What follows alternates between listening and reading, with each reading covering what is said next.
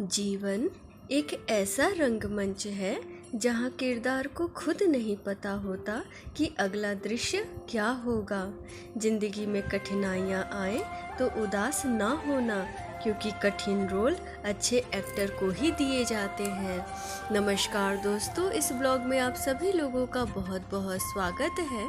आज हम जानेंगे कि जीवन में हम किन चीज़ों को अपनाकर हमेशा खुश रह सकते हैं।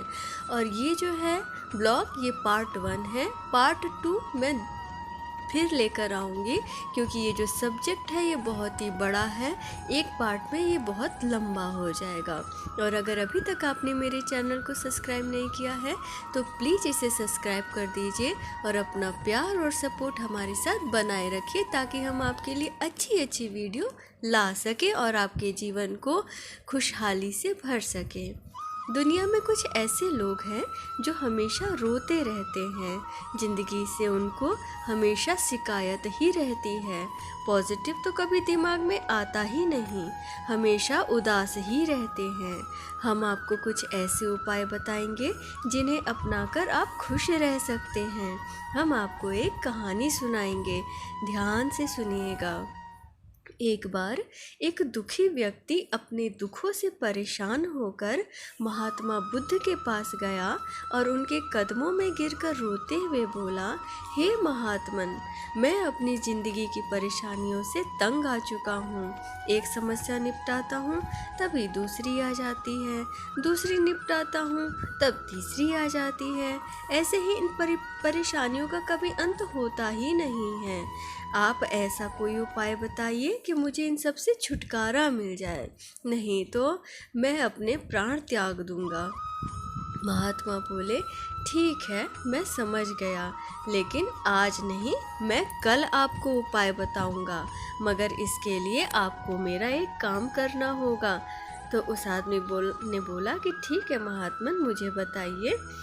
तो बुद्ध जी ने कहा, आज रात मेरे ऊँटों को पहरा दो, जब सब ऊँट बैठ जाएं तब तुम सो जाना। व्यक्ति मान गया कि ये कौन सा बड़ा काम है।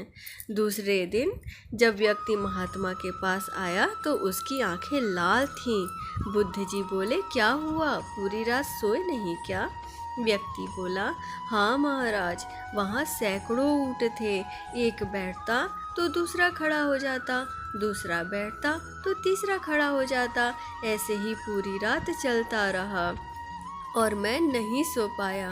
तो बुद्ध जी ने कहा कि समस्याएं भी ऐसी ही होती हैं जो कभी ख़त्म नहीं होती हैं।